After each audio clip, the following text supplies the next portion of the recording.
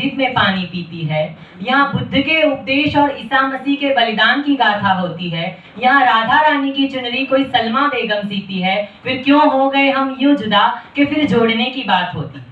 परम सम्मान्य निर्णायक गण एवं सर्व श्रोतागणों को मेरा नमस्कार। आज का मेरा विषय है आधुनिक भारत में नारीवाद। हिंदू पुराणों के अनुसार जो कुछ भी शुभ है, सुंदर है, कल्याणकारी एवं मंगलकारी है, उन सब की कल्पना केवल नारी रूप में ही की गई है।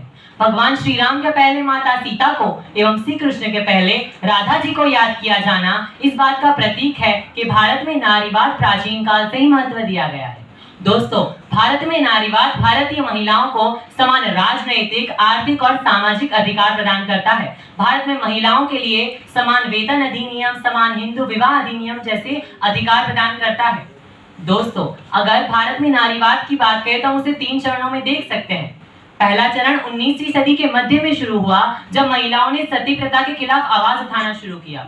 दूसरा चरण 1915 में शुरू हुआ, जब महिलाओं ने भारत की स्वतंत्रता के लिए बढ़ चढ़कर हिस्सा लिया। और तीसरे चरण भारत में स्वतंत्रता के बाद महिलाओं ने ससुराल में, कार्यस्थल पर और राजनीतिक स्थलों पर ध्यान केंद्रित किया गया। दोस्तों, अगर आधुनिक युग में हम नारीवाद की बात करते हैं तो समानता होनी चाहिए। नारी कैसी होनी चाहिए, कितनी समानता होनी चाहिए, आज हमें पुरानी अवधारणाओं को तोड़कर आगे बढ़ना होगा, क्योंकि जो नारी बेलन चला सकती है वो 12वीं कलम भी चला सकती है और बेशक सरकार भी चला सकती है। आज हमें नारीवाद की बात करते हुए गर्व महसूस होता है, वहीं भारत में वर्तमान नारियों की स्थिति देखकर शर्म भी महसूस होती है।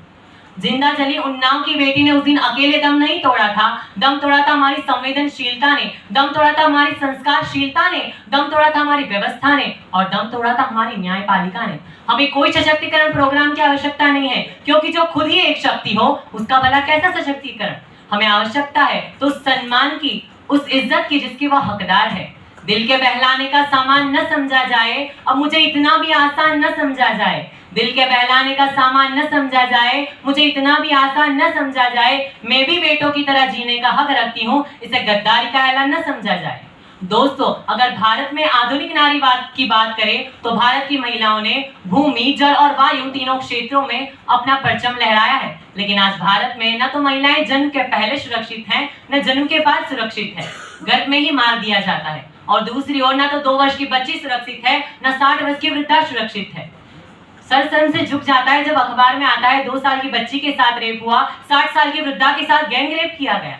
क्या यह भारतीय संस्कृति है? भारतीय संस्कृति तो यत्र नार्यस्तु पूज्यन्ते तत्र रमन्ते देवता वाली है। लेकिन आज भारत का युवा जहां रात को मदर इंडिया देखने के बाद अपनी पत्नियों को पीटता है, जहां अश्लील तस्वीरें अपने मोबाइल फोन पर रखकर अपनी पत्नी को 7 इंच के घूंघट में रखता है, जहां अपनी माँ के हर काम को ना बोलकर उन्हें ना बोलने वाले के मुंह पर एसिड फेंकने के उद्देश्य से अपने घर से निकलता है। और यही कारण है कि भारत का युवा महिला असुरक्षा और घरेलू हिंसा के मामले में सबसे बदतर देशों की गिनती में 4थे स्थान पर बड़े ही दुरुस्त तरीके से आ जाता है। आज हमें महिलाओं को आरक्षित नहीं बल्कि संरक्षित करने की आवश्यकता है। एनसीआरबी की रिपोर्ट के अनुसार भारत में हर रोज 80 से अधिक रेप होते हैं। अगर हमें नारियों का सम्मान करें, हम आगे बढ़े और हम महिलाओं को समानता बख्शे तो नारीवाद संभव हो पाएगा। और अगर बात करें हमें, क्योंकि जो संस्कृति यत्र नार्यस्तु पूज्यन्ते तत्र रमन्ते देवता वाली है, अहिंसा परमो धर्म वाली है, वसुधैव कुटुंबकम वाली है, उस देश में नारीवाद का विकास होना कभी भी असंभव नहीं है। और अंत में बस इतना ही कहूंगा, तू खुद की खोज में निकल, तू किस लिए हताश है, तू खुद की खोज में निकल, तू किस लिए हताश है, तू चल तेरे वजूद की समय को भी तलाश है। जो तुझसे लिपटी बेड़ियां समझना इसको वस्त्र तू, जो तुझसे लिपटी बेड़ियां समझना इसको वस्त्र तू, ये बेड़ियां पिघाल कर बना ले इसको शस्त्र तू। जय हिंद, जय भारत।